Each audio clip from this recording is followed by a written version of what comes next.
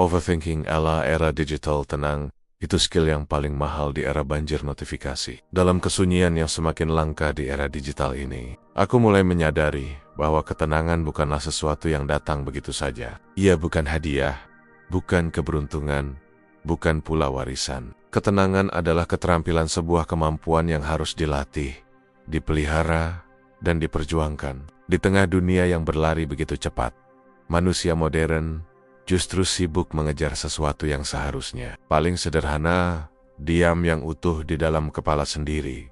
Overthinking, pada akhirnya, menjadi penyakit yang tidak pernah diumumkan, tetapi selalu hadir. Ia bekerja secara halus, melalui notifikasi kecil yang tampaknya tidak berbahaya, melalui perbandingan sosial yang datang tanpa diundang, melalui komentar singkat yang terbaca lebih pedas daripada niatan sebenarnya. Kita tidak sadar bahwa setiap sentuhan layar adalah pintu baru bagi pikiran untuk memproyeksikan skenario-skenario yang belum tentu terjadi, dan disinilah stoikisme mengambil peran yang seringkali diremehkan. Filsafat ini tidak menawarkan pelarian, melainkan cara pandang baru, bahwa pikiran yang tenang lahir dari kemampuan untuk menahan diri dari reaksi yang tidak perlu. Seringkali kita percaya bahwa reaksi yang cepat adalah tanda kecerdasan. Kita membanggakan kemampuan menjawab, membalas, menanggapi. Namun, semakin dewasa aku melihat dunia, semakin aku memahami bahwa kekuatan sejati justru terletak pada kemampuan untuk berhenti untuk memberikan jeda. Bahkan ketika pikiran terasa penuh sesak pada akhirnya, overthinking adalah bentuk perang internal. Ia menguras energi, merampok tidur, dan membuat hari terasa lebih berat daripada seharusnya. Tetapi stoikisme mengajarkan sesuatu yang sangat sederhana. Pikirkan hanya apa yang dapat dikendalikan. Sisanya, biarkan lewat seperti angin yang tidak mungkin disentuh. Kedengarannya mudah, tetapi justru disitulah letak seni latihan mental ini. Kita tidak sedang diminta untuk berhenti merasa, melainkan berhenti mengulang-ulang perasaan itu di kepala, sampai menjadi beban di era digital. Kesunyian adalah kemewahan, namun ketenangan bukan tentang mematikan ponsel dan lari dari dunia. Ketenangan adalah kemampuan untuk tetap jernih, bahkan ketika dunia bising. Ketenangan tidak menuntut keadaan ideal, tetapi menuntut kita mampu menata diri dalam keadaan yang tidak ideal. Ia adalah kemampuan untuk mengambil jarak dari kekacauan, meski kekacauan itu hanya terjadi dalam pikiran kita sendiri. Dan sesungguhnya, ketika kita mampu berhenti sejenak, ketika kita memilih untuk tidak menanggapi notifikasi, tidak memikirkan komentar orang, tidak membenamkan diri dalam ketakutan yang kita ciptakan, sendiri saat itulah kita menemukan bentuk kontrol paling hakiki. Tenang bukan berarti pasif. Tenang berarti sadar. Tenang berarti memilih. Tenang berarti tetap berdiri tegak pada saat pikiran ingin menyerah pada keramaian. Maka, jika dunia hari ini terasa terlalu bising, mungkin bukan volume dunia yang meningkat, melainkan volume pikiran kita yang tidak kita atur. Dan jika tenang adalah skill, maka inilah saatnya melatihnya. Dengan jeda, dengan kesadaran, dengan memilih untuk tidak tenggelam dalam overthinking yang tidak memberi apa-apa. Selain lelah, tenang adalah bentuk keberanian. Dan keberanian itu, pada akhirnya, adalah senjata paling relevan di zaman digital ini. Drama sosial media dan komentar netizen emosi itu alarm, bukan setir kemudi. Ada satu kenyataan yang harus kita hadapi dalam kehidupan modern. Dunia maya telah menjadi ruang publik terbesar, paling bising, dan paling cepat menghakimi. Di sana, satu kalimat singkat bisa berubah menjadi kesimpulan tentang karakter seseorang. Satu komentar bisa membuat seseorang ragu terhadap dirinya sendiri. Dan satu kesalahan kecil dapat diperbesar seperti tragedi nasional. Sosial media telah menciptakan panggung yang aneh, di mana orang-orang berlomba berbicara paling keras, namun seringkali lupa untuk mendengarkan. Dalam ruang yang semrawut itu, emosi kita bekerja lebih sering dari yang seharusnya. Jantung berdegup lebih cepat setiap kali notifikasi muncul. Pikiran merasa perlu menanggapi setiap kritik, setiap sindiran, setiap interpretasi yang keliru. Seolah-olah, jika kita tidak merespons, maka kita kalah. Seolah diam adalah tanda menyerah. Namun semakin sering aku memerhatikan pola ini, semakin jelas aku melihat bahwa kita bukan kalah, kita hanya terlalu reaktif. Stoikisme menawarkan perspektif yang begitu sederhana, namun seringkali kita abaikan. Emosi adalah alarm, bukan setir kemudi. Ia memberi tanda, tidak memberi perintah. Ketika seseorang membuat komentar pedas di kolom postingan kita, emosi mungkin muncul, mungkin marah, mungkin tersinggung, mungkin malu. Tetapi emosi itu hadir bukan untuk mengarahkan langkahmu, melainkan untuk mengingatkan bahwa ada sesuatu yang perlu diperhatikan, diproses, dan dipahami. Masalahnya adalah terlalu sering kita mengizinkan emosi mengambil alih kendali tanpa kita sadari. Di dalam dunia sosial media, reaktivitas dianggap sebagai respons natural. Ketika ada yang menyinggung, balas. Ketika disalahpahami, jelaskan. Ketika dikritik, serang balik. Namun, ketenangan yang diajarkan stoikisme justru memutarbalikkan logika itu. Ia mengingatkan kita bahwa tidak semua komentar layak dibalas, tidak semua kritik perlu ditanggapi, dan tidak semua orang memahami konteks secara utuh.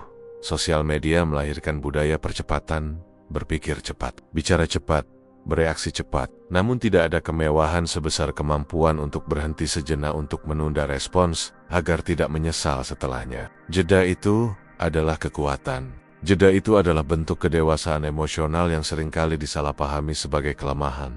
Ketika emosi menjadi setir kemudi, kita seringkali masuk ke konflik yang tidak perlu. Kita membiarkan kata-kata orang lain menentukan arah tindakan kita. Kita kehilangan kendali atas diri sendiri hanya karena pendapat orang asing. Padahal, komentar netizen biasanya lebih mencerminkan isi pikiran mereka sendiri, bukan kualitas diri kita. Ada orang yang mengkritik karena iri, ada yang mengejek karena kesepian, ada yang mengomentari hanya karena tidak ada hal lain yang bisa dilakukan. Namun jika kita mengizinkan kote-kota mereka mengendalikan kita, maka sebenarnya kita menyerahkan hidup kita pada orang-orang yang bahkan tidak kita kenal.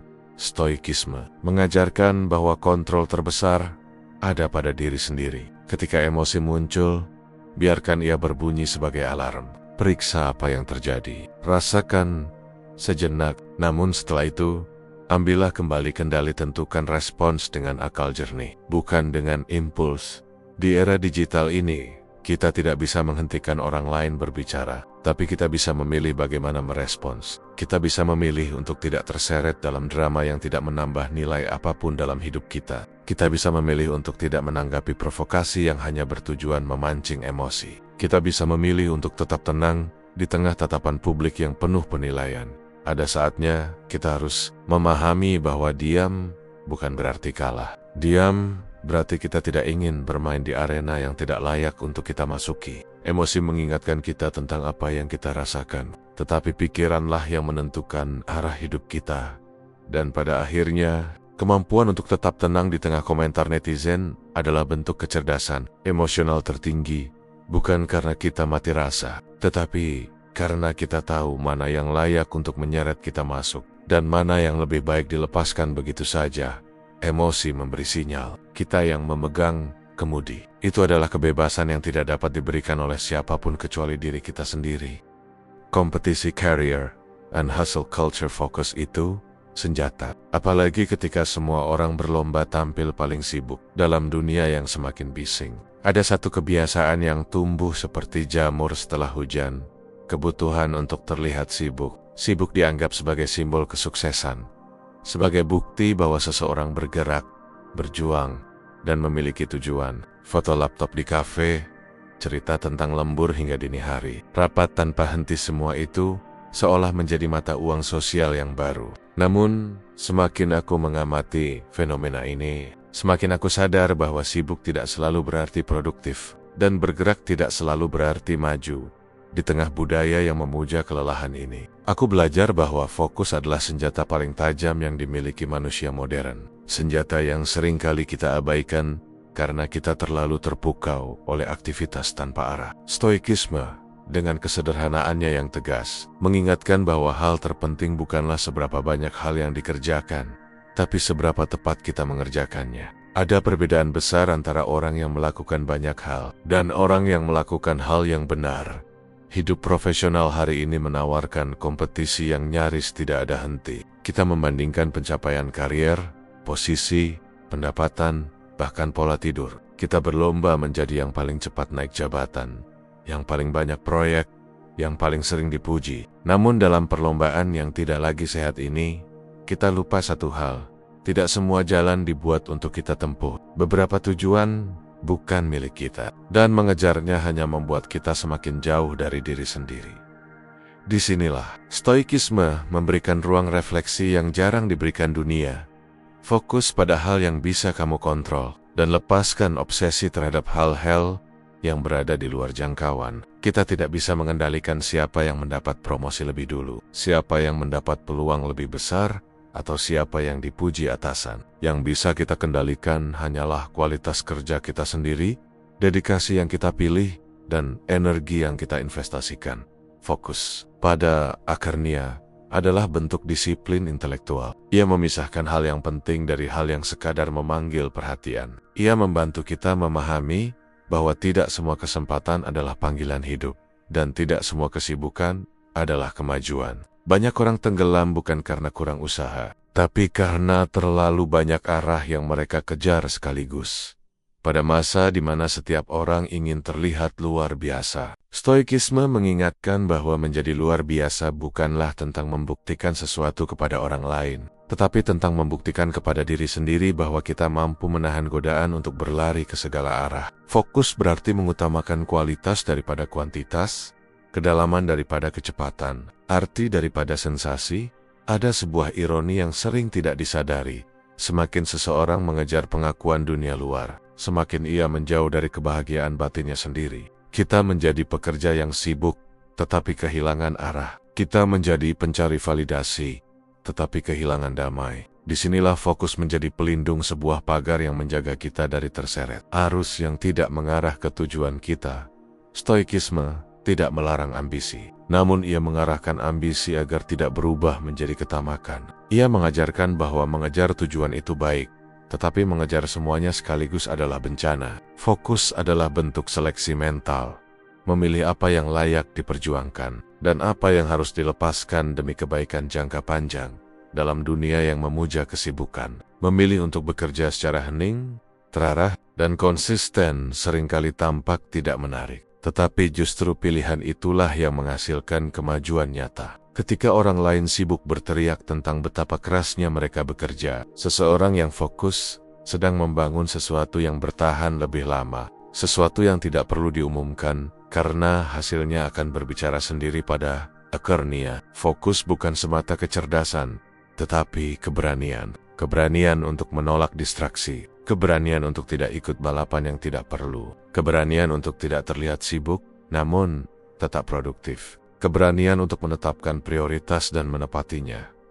Dan dalam budaya kerja yang penuh kebisingan ini, keberanian semacam itu jauh lebih langka daripada kesibukan itu sendiri. Fokus adalah senjata, dan hanya mereka yang belajar menggunakannya yang benar-benar memenangkan hidupnya. Relationship toxic and emotional boundaries. Tenang itu bukan dingin itu dewasa. Ada suatu fase dalam hidup ketika seseorang mulai memahami bahwa tidak semua pertengkaran layak diikuti. Tidak semua perdebatan perlu dimenangkan, dan tidak semua hubungan harus dipertahankan. Pada titik itu, diam yang dulu terlihat seperti kelemahan justru menjadi wujud kematangan yang paling jelas. Dalam relasi baik itu cinta, keluarga, maupun pertemanan, kita mulai menyadari bahwa kekuatan bukan lagi soal membuktikan siapa yang benar, tetapi tentang kemampuan mengendalikan diri ketika situasi mengundang kita untuk meledak.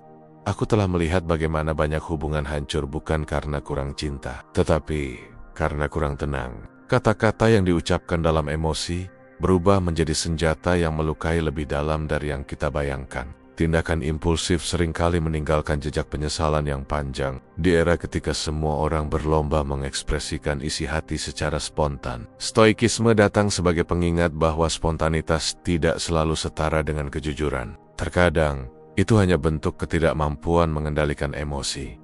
Tenang itu bukan dingin. Ketenangan bukan tanda bahwa seseorang tidak peduli. Justru sebaliknya, ketenangan adalah bentuk perhatian tertinggi bukan pada ego, tetapi pada kualitas hubungan itu sendiri. Ia adalah upaya untuk tidak memperparah keadaan, untuk tidak menambahkan bensin pada api, untuk menjaga agar situasi tidak berkembang menjadi sesuatu yang lebih buruk. Banyak orang salah memahami hal ini. Mereka menganggap diam sebagai bentuk pengabaian. Padahal diam seringkali adalah perisai terakhir untuk menyelamatkan hal-hal yang messy bisa diselamatkan.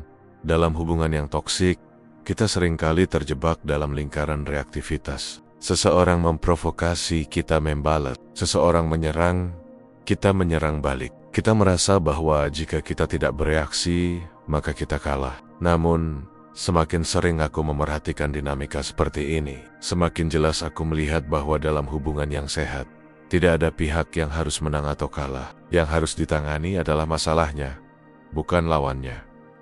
Ketenangan memberikan ruang bagi kita untuk melihat dengan jernih. Ia membantu kita memahami perasaan kita tanpa terseret oleh intensitas perasaan itu sendiri. Ketika kita tenang, kita bisa membedakan mana luka lama yang ikut terpicu, mana komunikasi yang sebenarnya dimaksudkan untuk membangun, dan mana perilaku yang tidak seharusnya kita toleransi. Ketenangan memberi batas. Ia memberi garis halus antara kompromi dan kehilangan diri sendiri. Dan pada momen tertentu, ketenangan juga memberi kita keberanian untuk pergi. Karena tidak semua hubungan bisa diselamatkan. Ada hubungan yang hanya menguras energi, merusak kesehatan mental, dan membuat kita jauh dari diri sendiri. Dalam situasi seperti itu, tenang bukan berarti pasrah. Tenang adalah kesiapan untuk mengambil keputusan rasional tanpa diwarnai drama, tanpa diiringi dendam, tanpa ada keinginan untuk membalas. Kita pergi bukan untuk menang, tetapi untuk melindungi apa yang tersisa dari diri kita.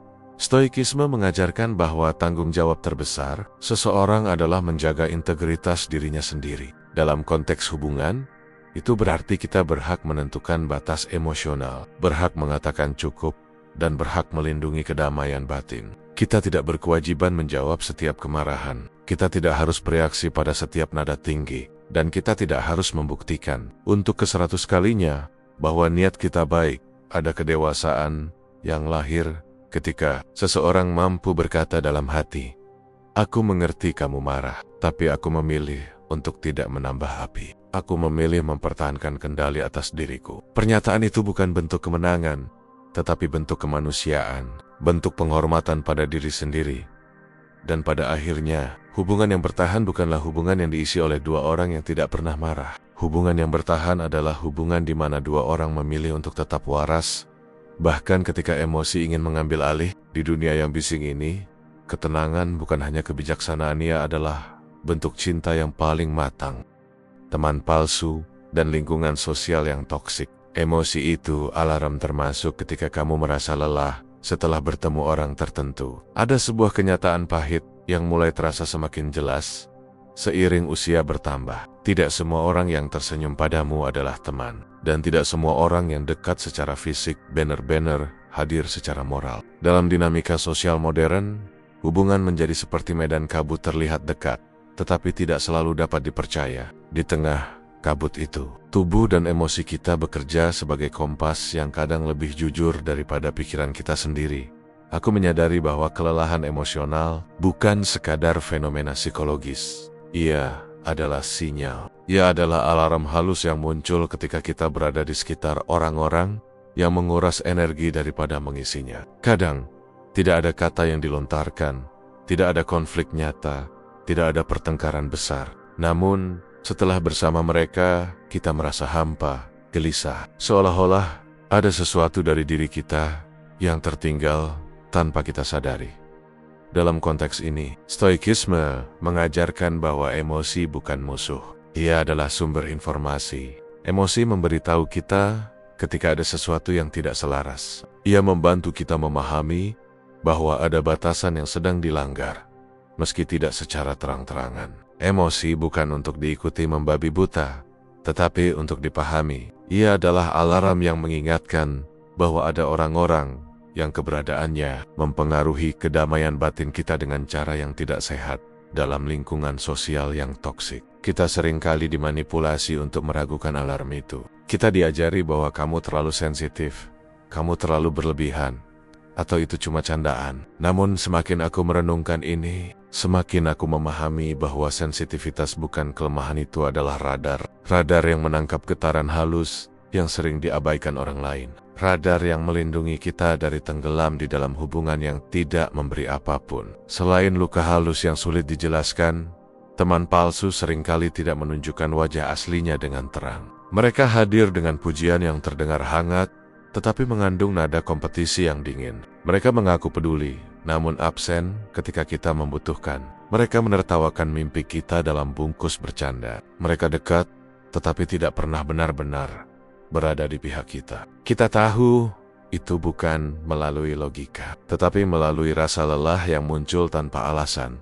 Stoikisme tidak menyuruh kita menghakimi mereka. Filsafat ini hanya mengingatkan bahwa kita berhak menjaga diri. Kita berhak mengendalikan siapa yang boleh masuk ke dalam lingkaran batin kita. Kita berhak memilih hubungan yang sehat, bukan hubungan yang mengikis martabat. Dan yang paling penting, kita berhak untuk tidak meminta maaf karena memilih kedamaian. Dalam perjalanan sosial kita, seringkali ada ketakutan untuk melepaskan. Kita takut dicap sombong, takut kehilangan koneksi, takut menjadi sendirian. Namun ada saatnya kita harus memahami bahwa kesepian jauh lebih ringan daripada kelelahan emosional yang terus-menerus. Seseorang dapat memiliki banyak kenalan, tetapi hanya sedikit yang benar-benar membuat kita merasa pulang. Ketenangan tidak akan pernah tumbuh di tanah yang salah. Jika sebuah hubungan membuat kita mempertanyakan nilai diri sendiri, jika setiap pertemuan membuat kita merasa lebih kecil, jika setiap obrolan menyisakan kegelisahan yang tidak bisa dijelaskan, mungkin alarm kita sedang bekerja. Dan alarm ada bukan untuk diabaikan, tetapi untuk diperhatikan pada ekornya. Membatasi diri dari orang-orang tertentu bukan berarti kita membenci mereka. Itu berarti kita mencintai diri kita cukup dalam untuk tidak membiarkan mereka merusak keseimbangan batin yang telah kita bangun dengan susah. Ada bentuk kedewasaan tertentu dalam mampu berkata, aku tidak membencimu, tetapi aku tidak lagi memberi ruang untuk energi yang membuatku rusak. Dan pada titik itu, kita akhirnya memahami bahwa memilih orang-orang yang tepat bukanlah bentuk keberuntungan, tetapi bentuk kebijaksanaan. Kebijaksanaan untuk mengikuti alarm itu bukan sebagai perintah, tetapi sebagai peringatan bahwa kita pantas berada di sekitar orang-orang yang membuat hidup terasa lebih ringan, bukan lebih melelahkan. Emosi adalah alarm, dan alarm yang jujur adalah anugerah asal kita berani mendengarkannya. Kecemasan finansial di usia muda, fokus itu senjata. Terutama ketika masa depan terasa kabut. Ada suatu masa dalam hidup ketika angka-angka mulai terasa menakutkan.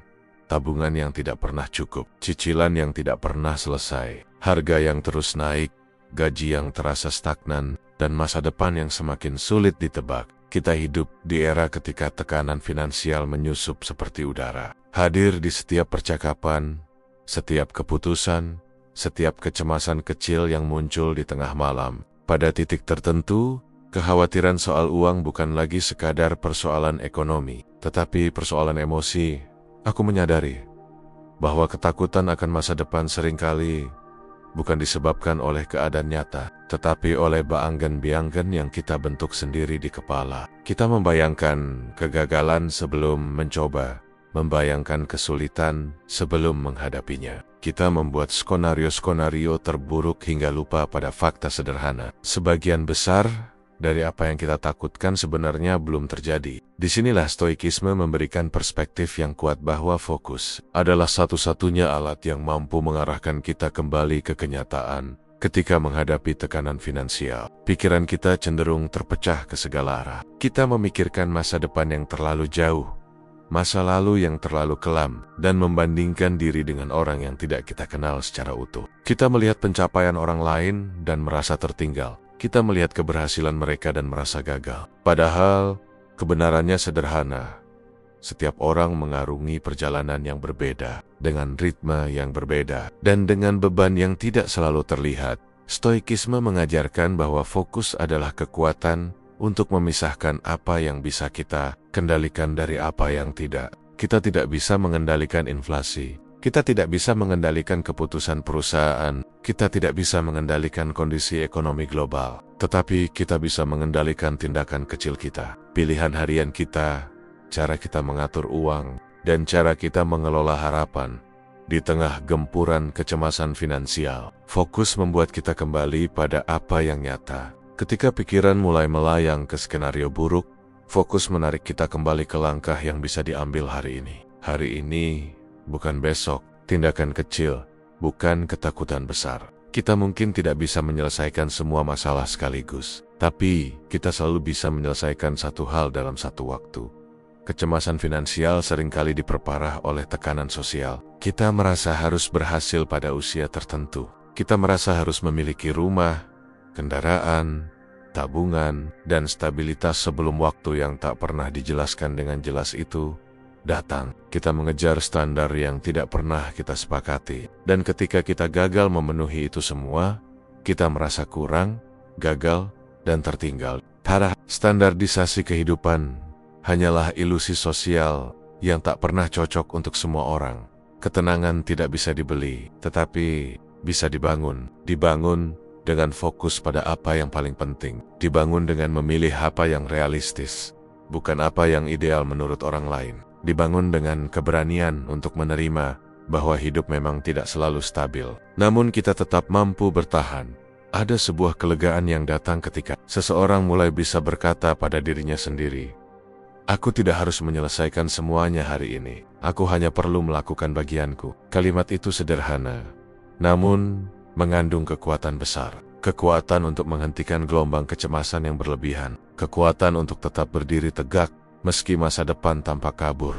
Stoikisme tidak menjanjikan kehidupan yang mudah. Filsafat ini tidak menghapus tantangan, tetapi ia mengajak kita memahami bahwa saat dunia menuntut kecepatan, ketenangan dalam fokus justru menjadi keunggulan yang nyata. Filsafat ini memisahkan kita dari kepanikan yang tidak produktif dan membawa kita kembali pada logika, pada langkah konkret, pada tindakan sederhana yang bisa dilakukan tanpa harus menunggu dunia menjadi lebih ramah. Dan pada akhirnya, kecemasan finansial memang tidak bisa hilang sepenuhnya, tetapi ia bisa dipahami, diatur, dan dikendalikan. Fokus membantu kita melihat bahwa tidak semua kekhawatiran harus dipercaya, tidak semua ketakutan harus diberi tempat. Fokus membantu kita bertahan, bukan hanya hidup dalam dunia yang penuh ketidakpastian ini. Fokus adalah senjata. Senjata untuk menjaga kewarasan. Senjata untuk melangkah meski jalan tidak terlihat jelas. Senjata untuk percaya bahwa selama kita melakukan yang terbaik hari ini, besok adalah sesuatu yang masih bisa diperjuangkan. Fokus tidak membuat hidup lebih mudah, tetapi membuat diri kita lebih kuat. Dan itu, dalam kehidupan modern, adalah kekayaan yang jauh lebih berharga daripada angka di rekening. Diam adalah bentuk kendali diri paling sulit.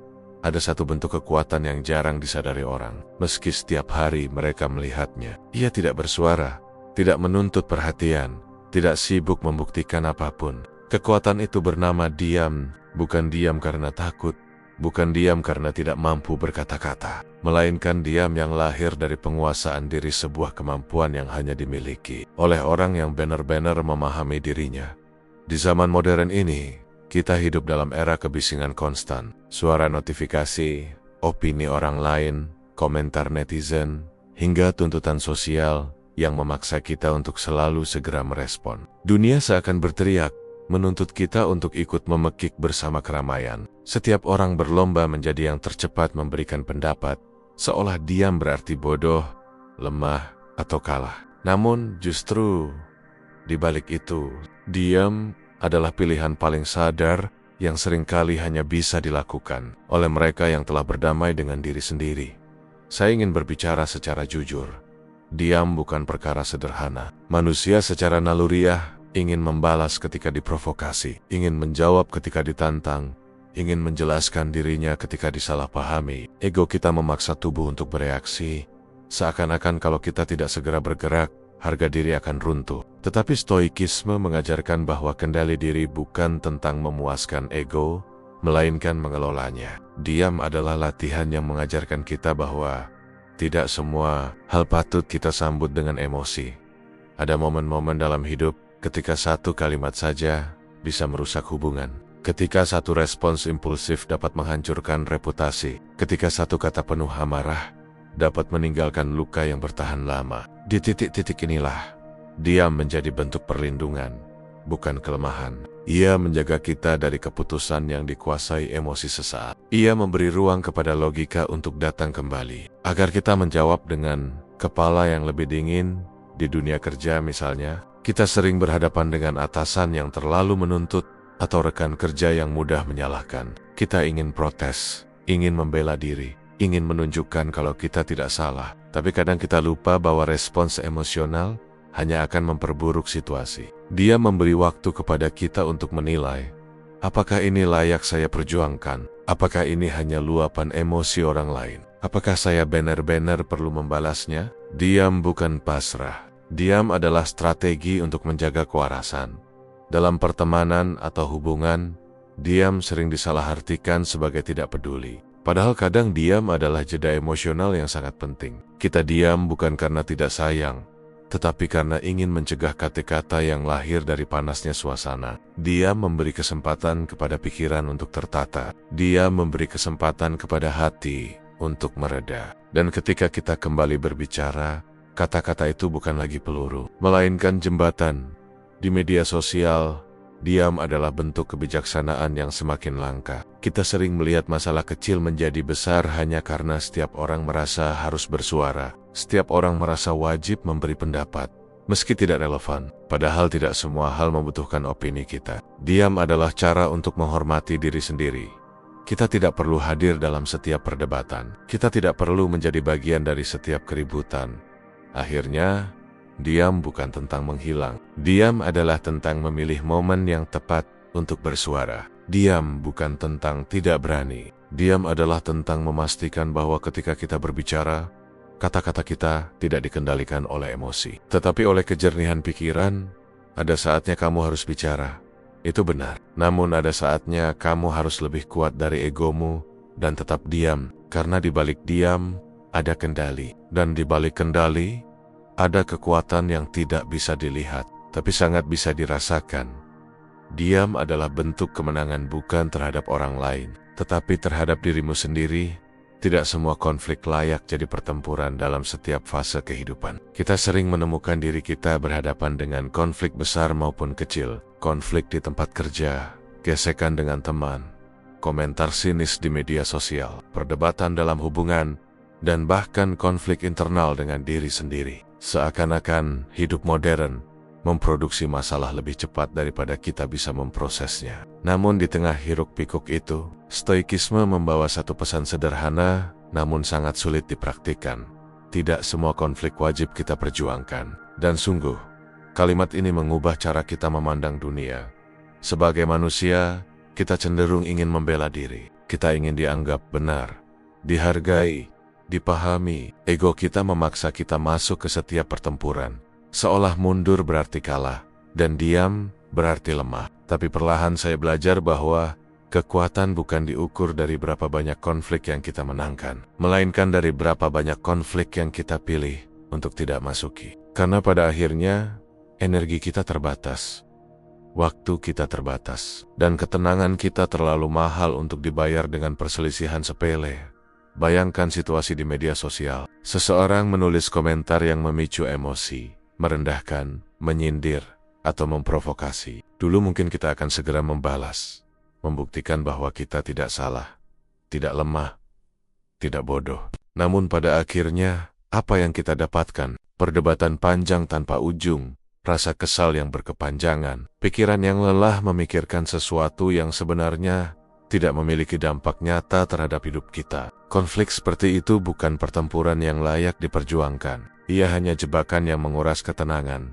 Begitu pula di dunia kerja. Ada rekan yang suka mencari kesalahan kecil, atasan yang mudah tersinggung, atau situasi yang menuntut kita untuk memilih antara mempertahankan ego atau menjaga hubungan profesional. Kadang kita ingin melawan, ingin menunjukkan bahwa kita benar. Namun dalam banyak kasus, kemenangan semacam itu tidak memberi manfaat jangka panjang. Yang kita butuhkan bukan mengalahkan orang itu, tetapi menyelamatkan jam-jam produktivitas dan fokus mental kita dari konflik yang tidak penting. Bijaksana bukan berarti pengecut. Bijaksana berarti mampu melihat gambaran besar dan memilih pertempuran yang benar-benar membawa nilai dalam hubungan pribadi. Konflik tidak bisa dihindari. Namun bahkan di sini, Tidak semua konflik patut dipertahankan. Ada perselisihan yang hanya muncul karena kelelahan, emosi sesaat, atau salah paham kecil. Kadang bukan masalahnya yang besar, hanya egonya saja yang terlalu sensitif. Di saat-saat seperti ini, memilih untuk tidak memanjangkan masalah adalah bentuk cinta, bukan kekalahan. Kita belajar bahwa kehangatan hubungan jauh lebih penting daripada memenangkan argumen yang tidak akan kita ingat seminggu kemudian. Konflik paling sulit, tentu saja, adalah konflik internal. Pertempuran melawan pikiran sendiri, rasa takut, rasa tidak cukup, perbandingan sosial, dan kegelisahan yang muncul dari tekanan hidup modern. Stoikisme mengajarkan bahwa kita tidak harus meladeni setiap pikiran negatif yang melintas di kepala. Tidak setiap ketakutan patut diberi panggung. Tidak setiap kecemasan harus kita jadikan ancaman nyata. Kita bisa memilih untuk berkata pada diri sendiri, ini hanya pikiran, bukan kenyataan. Dan seperti itu, kita berhenti berperang dengan bayangan kita sendiri. Makna utama dari poin ini adalah kesadaran untuk memilih. Mengakui bahwa kita bukan tentara yang harus maju setiap kali ada bentrokan. Kita adalah manusia yang memiliki hak untuk menentukan mana yang layak mendapat energi kita. Semakin dewasa kita, semakin kita memahami bahwa ketenangan bukanlah hasil dari menghindari konflik, melainkan hasil dari memilih konflik yang benar-benar relevan. Hidup modern memberi kita ratusan peluang untuk marah, jengkel, tersinggung, dan bereaksi berlebihan. Tapi hidup yang berkualitas dibangun oleh kemampuan untuk berkata, ini tidak layak. Karena pada akhirnya, kedamaian kita lebih berharga daripada kemenangan yang sia-sia. Dan mungkin di titik inilah kita benar-benar mengerti apa itu kebijaksanaan.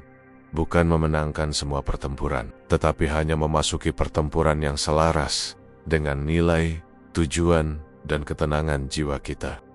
Tenang bukan berarti pasif, tapi tahu kapan harus bergerak. Ada sebuah kesalahpahaman yang sering melekat pada konsep ketenangan. Banyak orang mengira bahwa menjadi pribadi yang tenang berarti menjadi pribadi yang pasif. Diam saja, tidak melakukan apa-apa, atau membiarkan keadaan berjalan tanpa intervensi. Padahal kenyataannya, ketenangan bukanlah bentuk kepasifan. Ketenangan adalah kapasitas untuk memilih momen yang tepat. Ia adalah kemampuan untuk bertindak dengan penuh kesadaran, bukan dengan dorongan spontan dari emosi yang tidak stabil. Hidup modern memaksa kita bergerak cepat. Jadwal padat, ekspektasi sosial, tekanan ekonomi, kompetisi karier, dan kemajuan teknologi membuat kita merasa harus selalu terburu-buru. Kita merasa kalau lambat sedikit saja, kita akan tertinggal. Kalau tidak segera merespon, kita dianggap tidak mampu. Kalau tidak bereaksi cepat, kita dituduh tidak peduli. Di tengah tekanan itu, banyak orang mulai kehilangan kemampuan untuk berhenti sejenak, menarik napas, dan menilai situasi dengan jernih. Stoikisme menekankan bahwa ketenangan adalah kondisi internal yang memungkinkan kita membuat keputusan yang tepat tanpa dikaburkan oleh kekacauan emosional. Tenang bukan berarti tidak melakukan sesuatu. Tenang berarti kita tidak tergesa-gesa. Tenang berarti kita menunggu waktu yang selaras dengan tujuan kita. Tenang berarti kita tidak membiarkan dunia yang bising mendikte ritme hidup kita. Dalam dunia profesional, ada kalanya kita berada dalam situasi penuh tekanan tenggat waktu yang menumpuk, rekan kerja yang tidak kooperatif, atau atasan yang menuntut lebih dari kemampuan kita. Sebagian orang merespon tekanan itu dengan panik, terburu-buru, atau bereaksi secara impulsif, sehingga justru memicu masalah baru. Sementara itu, orang yang tenang biasanya lebih efektif. Ia tidak menunda pekerjaan, tetapi ia juga tidak membiarkan emosi mengambil kendali. Ia memahami bahwa setiap langkah membutuhkan pertimbangan. Ia bergerak dengan strategi, bukan kepanikan. Dalam hubungan sosial, baik dalam pertemanan maupun percintaan, ketenangan memungkinkan kita untuk tidak terpancing oleh drama yang sebenarnya tidak perlu. Ada momen ketika pasangan kita sedang emosi, atau teman kita sedang dalam kondisi sensitif. Jika kita ikut terbawa arus emosinya, konflik hanya akan bertambah. Namun jika kita tetap tenang, kita dapat memberi ruang kepada mereka untuk reda, baru kemudian bertindak, berbicara, dan menyelesaikan masalah. Disinilah terlihat jelas bahwa ketenangan bukan pasif, ketenangan justru aktif. Menjaga keadaan tetap stabil, kita juga dapat melihat contoh nyata dalam dunia digital. Di media sosial, opini selalu berdatangan, perdebatan selalu tersedia, dan semua orang merasa perlu menanggapi sesuatu pada detik yang sama. Jika kita, ketikatan, masuk dalam ritme itu, kita akan menghabiskan hari-hari kita dengan kelelahan mental. Terkadang, tidak perlu mengomentari sesuatu bukan karena kita tidak peduli, tetapi karena kita tahu bahwa reaksi spontan hanya akan membuat keadaan semakin keruh. Kita memilih untuk berbicara ketika diperlukan, dan diam ketika keadaan hanya akan memperkeruh suasana. Itulah bentuk tindakan yang lahir dari ketenangan. Ketenangan hanya bisa muncul ketika seseorang memiliki kejelasan tujuan. Orang yang tahu mau kemana dirinya melangkah, tidak mudah digiring oleh keramaian. Ia hanya bergerak ketika tindakannya selaras dengan nilai dan arah hidupnya. Ia tidak menyia-nyiakan energi untuk hal yang tidak membawa manfaat. Dan di dunia modern yang penuh godaan perhatian, ini adalah keterampilan yang sangat jarang dimiliki.